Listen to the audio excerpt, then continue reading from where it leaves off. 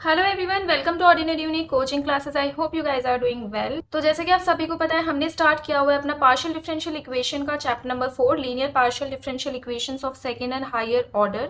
इसमें हम 2 lectures complete कर चुके हैं। उन दोनों लेक्चर्स में हमने क्या किया, एक्सरसाइज 4.1 का बेसिक और उसके एग्जांपल्स। एक्सरसाइज 4.1 में पढ़ा कि होमोजीनियस जो इक्वेशंस हैं उनका सॉल्यूशन कैसे फाइंड करेंगे, फिर चाहे वो कॉम्प्लीमेंट्री फंक्शन हो, पर्टिकुलर इंटीग्रल हो, कंप्लीट सॉल्यूशन, जनरल सॉल्यूशन, कुछ भी हो, तो वो हमने सारा कंप्लीट किया। यहाँ पे भी सेम वही चीज, डिफरेंस इतना है, प्रीवियस एक्सरसाइज में थी हमारे पास homogeneous linear partial differential equations, यहाँ पे है नॉन होमोजीनियस। इनमें स्टार्टिंग में मैंने आपको बताया था लेक्चर 1 के बेसिक में कि इनमें डिफरेंस क्या है। होमोजीनियस लीनियर पीडी का मतलब होता है ऐसी आपके पास पार्शियल डिफरेंशियल इक्वेशंस जिसमें जो डेरिवेटिव का ऑर्डर है वो सेम हो। लाइक 3 टर्म्स है तो तीनों में सेकंड ऑर्डर डेरिवेटिव हो, थर्ड ऑर्डर हो या फिर nth ऑर्डर हो। नॉन होमोजीनियस में ऐसा होता है, लाइक किसी में nth ऑर्डर हो गया, किसी में second order, third order, means जब सबका ऑर्डर डिफरेंट होता है। ठीक है, जैसे curl square z by curl x square, एक में हो गया curl cube z by curl x square, curl x cube, इस टाइप से। तो आज हम इन्हीं का ही सॉल्यूशन पढ़ने वाला एक्सरसाइज 4.2 के बेसिक में और उसके एग्जांपल्स में भी, कि नॉन होमोजीनियस लीनियर पीडी का सॉल्यूशन हम कैसे फाइंड करेंगे। तो इतना आपको पता है कि कोई भी लीनियर इक्वेशन की फॉर्म होती है ये जनरल फॉर्म है।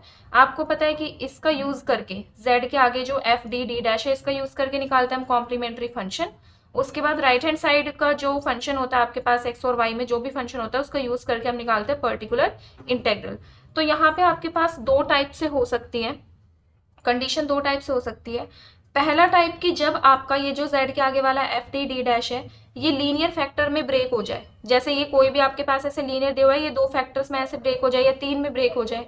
ठीक है, और ब्रेक भी कैसे होगा, d और d डैश में, वो इस टाइप का होगा, समथिंग ये इस टाइप का होगा और वो क्या होगा, सिंपली ऐसे ब्रेक हो जाएगा। ठीक है, सेकेंड केस आता है जब आपका ये जो एफ डी डी डैश है ये रिजॉल्व ना हो, जो लीनियर फॉर्म है आपकी ये ब्रेक ना हो फैक्टर्स में। तो ये 2 केस आपके पास आते हैं। दोनों केसेस के बेसिस पे हमारे पास एग्जांपल्स हैं और उसी के ही अकॉर्डिंग हमें कॉम्प्लीमेंट्री फंक्शन के फॉर्मूले और पर्टिकुलर इंटीग्रल के पूरे वर्किंग रूल हमें गिवन है। ठीक है, तो मैं आपको यहाँ पे ये थ्योरी इतनी नहीं समझाऊंगी, सीधा मैं आपको दिखाती हूँ वर्किंग रूल। एक पूरी टेबल है जिसमें आपको पूरे फॉर्म्स याद रखनी है कि इस पर्टिकुलर फॉर्म की जो इक्वेशन है उसका ये होगा कॉम्प्लीमेंट्री फंक्शन, ये होगा पर्टिकुलर इंटीग्रल।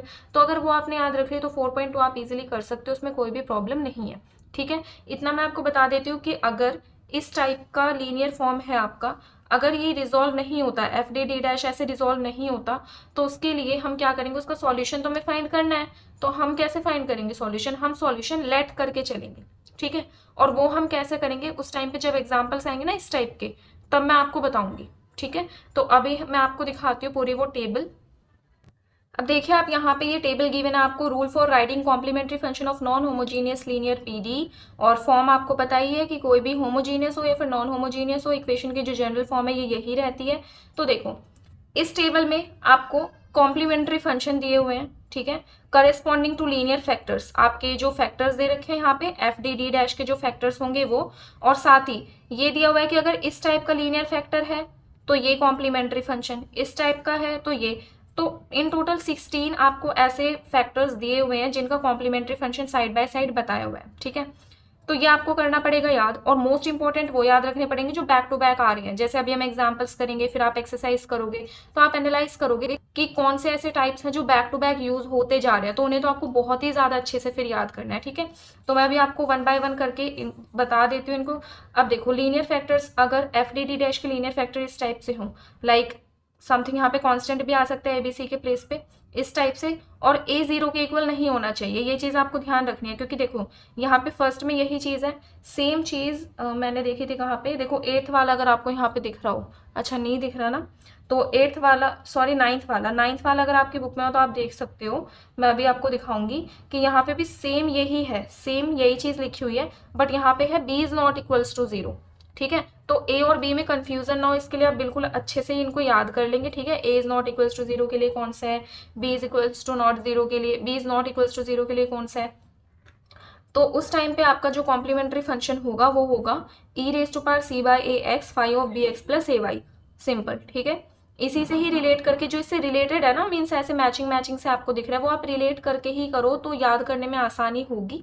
ठीक है, सेकेंड है आपका जैसे a D minus b D dash minus c raise to power r. इसका आर का मतलब क्या है कि जब आपके रिपीटेड फैक्टर्स हो, मीन्स ये आ गया, उसके बाद अगेन ये आ गया, उसके बाद अगेन आ गया, तो उसके लिए आप क्या करोगे, E raise to power C by A X तो आपका एज इट इज रहेगा, जैसे हम करते थे ना कॉम्प्लीमेंट्री फंक्शन लिखते हुए। अगर काफी सारे बैक टू बैक आपके रूट्स रिपीट हो रहे हैं तो phi one a y plus b x, फिर x लगा के phi two a y plus b x, फिर एक्स स्क्वायर लगा के phi three a y plus b x, इसी टाइप से। ठीक है, तो ये टाइप्स आई होप आप रीड कर सकते हो। कोई भी अगर डाउट है इसमें तो आप कमेंट सेक्शन में कमेंट कर देना। बाकी जब हम अभी एग्जांपल्स, इसी लेक्चर में मैं आपको एग्जांपल कराऊंगी, तो अभी जब हम एग्जांपल्स करेंगे तो आपको अच्छे से क्लियर हो ही जाएगा। अभी आपको दिख रहे हैं यहाँ पे 7 तक, है ना, उसके आगे के जो है मैं वो आपको दिखा देती हूँ। अब देखो 7 तक आपने देख लिए होंगे, ठीक है, स्क्रीनशॉट ले सकते हो या फिर आप डायरेक्ट नोट कर सकते हो नोटबुक में। उसके बाद 8th 9th, इस वाले की मैं बात कर रही थी, देखो 9th वाला सेम है फर्स्ट की तरह, बट यहाँ पे कंडीशन है कि बी आपका 0 के इक्वल नहीं होना चाहिए। ठीक है, तो उस टाइम पे चेंज क्या आया, वहाँ पे था फर्स्ट वाले में E raise to power C by A, यहाँ पे E raise to power minus C by B Y.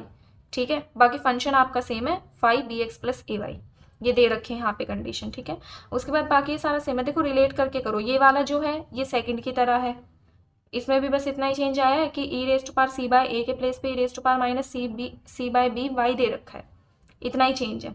तो मेरे कहने का मतलब ये है कि अगर आप रिलेट करके करोगे कि ये फर्स्ट की तरह है, ये सेकंड की तरह है, तो आपको ही आसानी होगी। उसके बाद लास्ट के 4 रहते हैं जो मैं आपको बता देती हूँ। अब देखो लास्ट का 13 14 15 16, अगर आपका इस टाइप से हो फैक्टर माइनस डी डैश, मतलब यहाँ पे तो ए और सी तो 0 ही हो गया आपका। ठीक है, बी बचा 1, तो उस टाइप पे ओनली आपका ये जो होगा करेस्पॉन्डिंग पार्ट जो होगा कॉम्प्लीमेंट्री फंक्शन का वो ये हो जाएगा। इस टाइप से है minus D dash raise to power r, मतलब रिपीट रिपीट पे, तो जैसे ये फाई एक्स है यहाँ पे हो जाएगा फाई 1x, फिर वाई फाई 2x, फिर वाई स्क्वायर फाई 3x, इस टाइप से। और ये 2 टाइप्स और हैं आपके। ठीक है, दो टाइप तो ऐसे ही दे रखे हैं, पहले सिंगल रूट दे दिया उसका कॉम्प्लीमेंट्री फंक्शन, फिर उसी को ही रिपीटेड दे दिया। यहाँ पे भी जैसे सिंगल दे दिया इसी का ही रिपीटेड दे दिया। तो मतलब ऐसा नहीं है कि 16 है तो आपको 16 रटने पड़ेंगे, इसमें से अगर आप आधे भी कर लोगे तो आधे तो आपको ऐसे ही हो जाएंगे रिलेट करके। ठीक है, अब ये हो गया कॉम्प्लीमेंट्री फंक्शन के बाद। नेक्स्ट हमारे पास आता है rules for finding particular case in particular integral in case of non homogeneous linear equations with constant coefficients. तो अब हम पर्टिकुलर इंटेग्रल के लिए देखते हैं, उसमें इतने ज़्यादा नहीं है, कितने आपके 4 यहाँ पे हैं, 4 टाइप्स हैं ओनली। तो पर्टिकुलर इंटेग्रल के लिए आपको 4 टाइप्स याद रखने पड़ेंगे, जैसे कि हमने प्रीवियस एक्सरसाइज में किया था, वहाँ पे भी आपके 4 टाइप्स थे ना, 4 केसेस थे, वही सेम चीज़ यहाँ पे है। तो करते हैं इनको।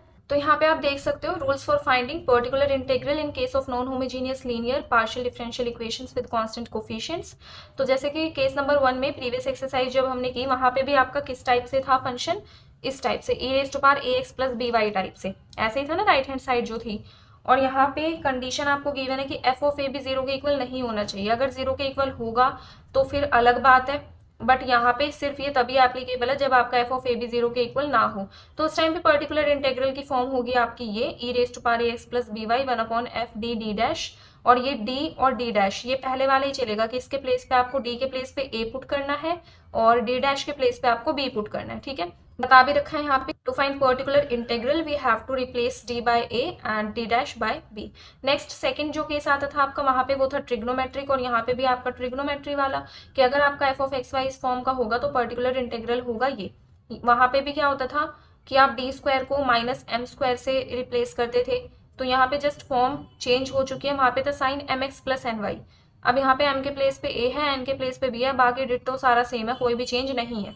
ठीक है, थोड़ा डिफ्रेंसिएशन करने के लिए, मतलब उसमें थोड़ा डिफरेंट लगे इसमें डिफरेंट लगे, इसलिए यहाँ पे ए बी का रखा है। अदरवाइज आप ऐसे भी ले सकते हो sine m x plus n y, अगर आपको याद करने के लिए लेना है तो। थर्ड आता है जब आपका फंक्शन इस तरीके से हो, x raise to power something y raise to power something.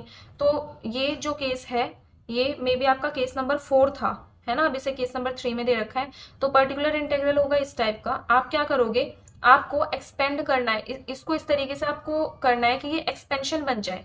तो इसमें से आप कुछ ना कुछ जरूर कॉमन लोगे या जैसे भी करोगे, तो आपको इस तरीके से बना देना है कि ये क्या हो जाए, न्यूमरेटर में जाके -1 पार हो जाएगा। इसको आप एक्सपेंड करना है, भी जो एग्जाम्पल्स आएंगे उसमें आपको और अच्छे से क्लियर हो जाएगा। ठीक है, उसके बाद लास्ट रहता है हमारे पास, अगर आपका जो फंक्शन है एफ ऑफ एक्स वाई है वो इस फॉर्म में हो, exponential as well as capital V. Capital V क्या है, कैपिटल वी कोई भी आपका एक्स और वाई का फंक्शन हो सकता है। ठीक है, कोई भी फंक्शन हो सकता है आपका एक्स वाई का। तो एक्सपोनेंशियल के साथ अगर एक्स वाई का कोई भी फंक्शन है तो उसका पर्टिकुलर इंटेग्रल हो जाएगा आपका इस टाइप से। इसमें आपको क्या करना है, एक्सपोनेंशियल तो एज इट इज रहेगा, v भी एज इट इज रहेगा। ये जो d और d डैश है, d के प्लेस पे आपको पुट करना है d प्लस a और b की वैल्यू आपको यहाँ से एक्सपोनेंशियल की पार्ट से मिल जाएगी। d के प्लेस पे आपको पुट करना है d प्लस a और d डैश के प्लेस पे आपको पुट करना है d डैश प्लस b। ठीक है, तो ये देखो 2 पेजेस आएंगे, अगर ये दोनों पेजेस आपने अच्छे से याद कर लिए तो आपको 4th चैप्टर में फुल स्कोर करने से कोई नहीं रोक सकता। ठीक है, वैसे तो आपके 4th और 5th चैप्टर दोनों ही इजी हैं, बात इसमें यही है कि आपको याद करने पड़ेंगे।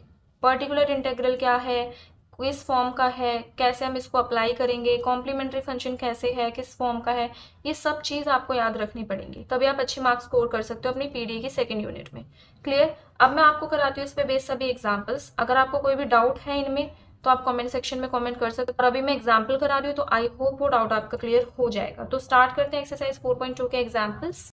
सबसे पहले आता है आपका एग्जाम्पल नंबर 1, तो इसे मैं आपको बुक से ही करा रही हूँ क्योंकि ये इजी है कंपेयरिंग टू अदर एग्जाम्पल्स, तो उन्हें मैं आपको नोटबुक में कराऊंगी।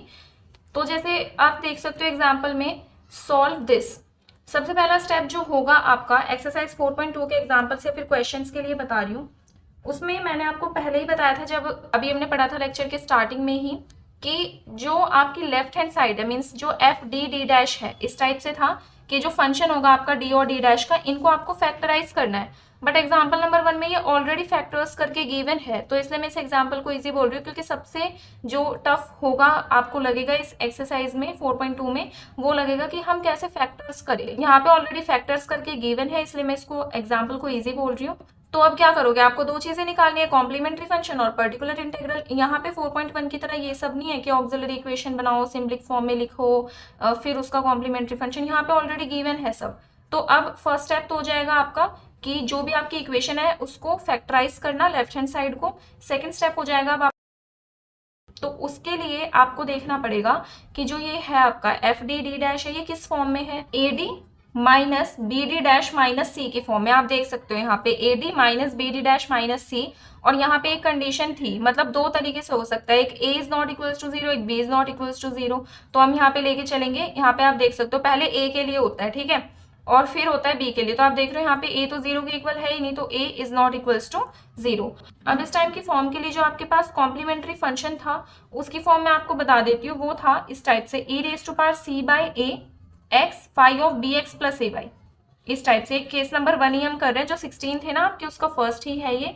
तो सबसे पहले हमें ए बी सी की वैल्यू निकालनी पड़ेगी। आप देख सकते हो यहाँ पे ए की वैल्यू है 1, बी की वैल्यू है 1 और सी की भी वैल्यू है 1, तीनों की 1 1 है, और इसमें डिफरेंट हो जाएगी वैल्यू, यहाँ पे हो जाएगी 1 1 और 2। ठीक है, दोनों के लिए डिफरेंट लिखना पड़ेगा ना आपको, डिफरेंट यहाँ पे 1 और 2 ये चेंजेस आ रहे हैं यहाँ पे। तो e raise to power c by a, c और a दोनों 1 है तो सिंपल आ जाएगा आपका e raise to power x। उसके बाद है phi of B x plus A y. तो फाई, अब देख रहे हो यहाँ पे 2 फैक्टर्स हैं तो 2 फंक्शंस आएंगे, हम फाई 1 फाई 2 लेके चलते हैं। तो फाई 1 बी एक्स प्लस ए वाई है, तो क्या हो जाएगा, b और c दोनों ही है आपका 1, तो x प्लस वाई सिंपली। उसके बाद यहाँ पे क्या हो जाएगा, e raise to power c by A x, इसके लिए लिख रहे हैं हम, तो e raise to power c by a, c है अब आपका यहाँ पे 2, तो 2 बाय 1 जब आप करोगे तो 2x हो जाएगा। फिर फाई 2 bx प्लस ए वाई, अब b है आपका 1 और a भी है 1, तो सीधा हो जाएगा क्या आपका y प्लस एक्स, या फिर आप ऐसे लिख सकते हो x प्लस वाई, कोई इसमें प्रॉब्लम नहीं है। ठीक है, x प्लस वाई भी लिख सकते हो यहाँ पे। तो ये हो गया आपका कॉम्प्लीमेंट्री फंक्शन।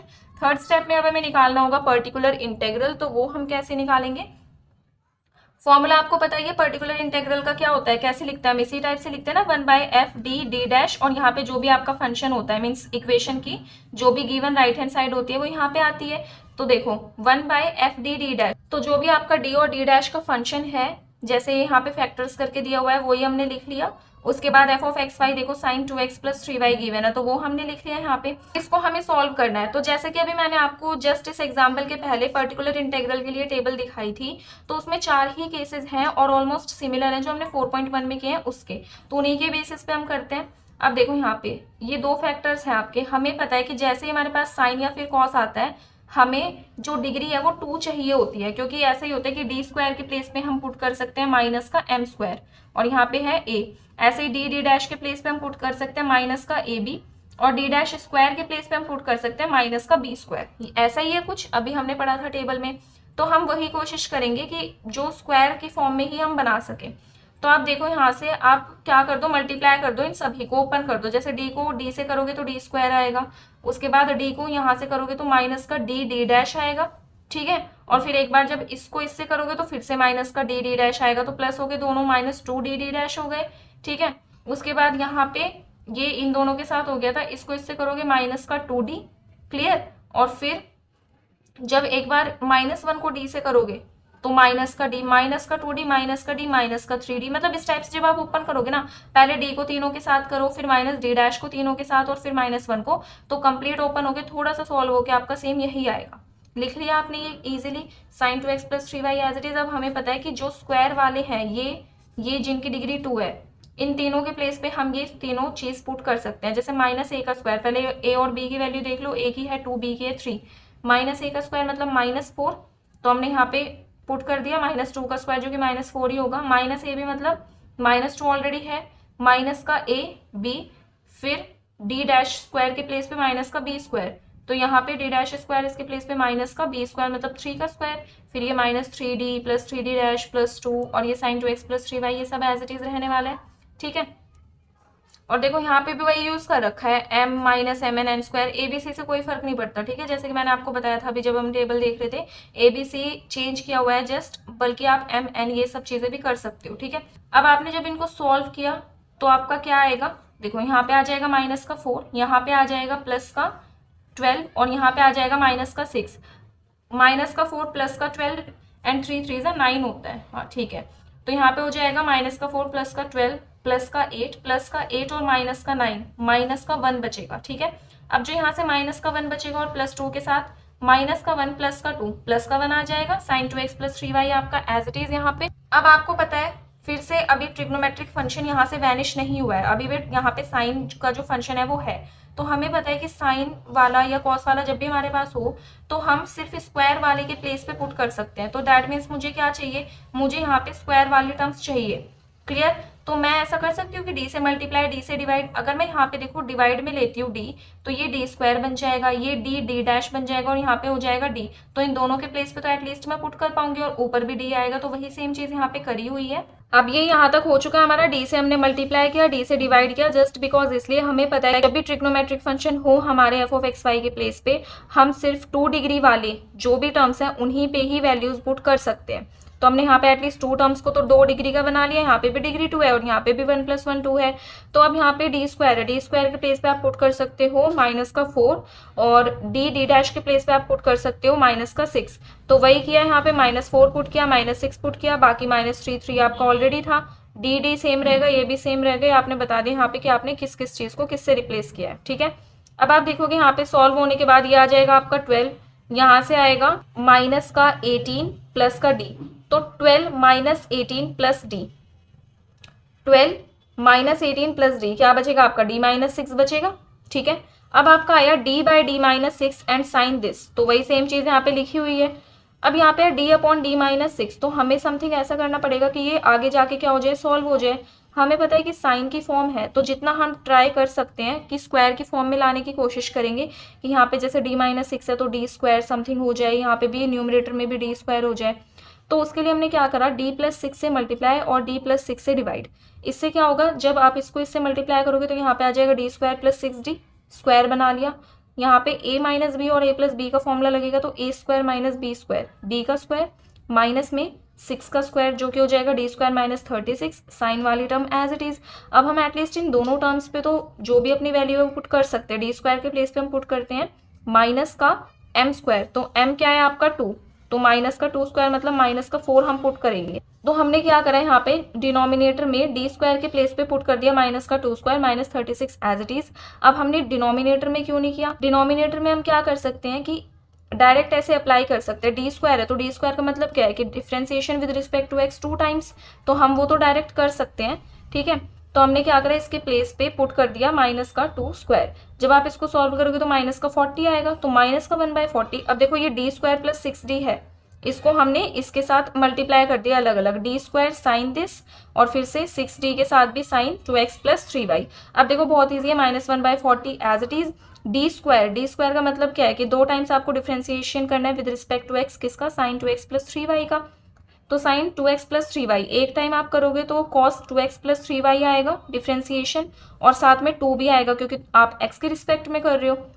तो फर्स्ट टाइम करने पे आपका क्या आएगा वो मैं लिख देती हूँ, वो आएगा आपका यहाँ से कॉस 2x प्लस 3y और साथ में क्या आएगा 2। तो अब ये 2 कांस्टेंट है, इसको बाहर रखा। एक और बार डिफ्रेंसिएशन करोगे तो cos x का होता है माइनस का साइन x, तो माइनस का साइन 2x प्लस 3y आ जाएगा। फिर ब्रैकेट का करेंगे, एक और 2 आएगा, वो 2 इस 2 के साथ मल्टीप्लाई होकर हो जाएगा 4। यहाँ से अगर हम देखें ये भी मतलब है इसका डिफ्रेंसिएशन, ठीक है। साइन एक्स का डिफ्रेंसिएशन होता है cos 2x प्लस 3y, एक 2 आएगा। जब हम ब्रैकेट के इसका डिफ्रेंसिएशन करेंगे तो वो इस 6 के साथ मल्टीप्लाई होकर हो जाएगा 12। तो ये आ चुका है आपका यहाँ पे particular integral of example number 1, ठीक है। काफ़ी हमने मतलब इजीली इसको सॉल्व कर लिया क्योंकि जो हमें क्वेश्चन गिवन था उसके ऑलरेडी फैक्टर्स बने हुए थे इसलिए, ठीक है। तो हमें काफ़ी ध्यान लगा के दिमाग लगा के सॉल्व करना है कि हम इसको कैसे कर सकते हैं। हमें पता है पर्टिकुलर इंटीग्रल के स्टार्टिंग में ही हमें मिल गया साइन 2x प्लस 3y कि जब कभी भी ट्रिग्नोमेट्रिक फंक्शन होता है तो हम स्क्वायर के प्लेस पे ही डिफरेंट वैल्यूज पुट कर सकते हैं अकॉर्डिंग टू जो भी हमारा केस है। तो हमने इस पूरे पर्टिकुलर इंटीग्रल को सॉल्व करते हुए ये ट्राई किया कि हम ज़्यादा से ज़्यादा क्या बना सके स्क्वायर की फॉर्म में, चाहे वो डी डैश हो, मतलब ऐसे कुछ टर्म्स बना सके जिसकी डिग्री 2 हो। न्यूमरेटर में आपको कभी भी अप्लाई नहीं करना है, ठीक है, क्योंकि न्यूमरेटर को हम डायरेक्ट ऐसे सॉल्व कर सकते हैं जैसे अभी हमने किया। क्लियर। तो जो अब एट लास्ट 4th स्टेप में आप क्या लिखते हो, जनरल सॉल्यूशन। तो जनरल सॉल्यूशन का आपका फॉर्मूला होता है, फॉर्मूला जरूर लिखना है, complementary function plus particular integral, ठीक है। विदाउट फॉर्मूला आपको ऐसे डायरेक्ट नहीं लिख के आना, चाहे बुक में लिखा हो या फिर ना लिखा हो।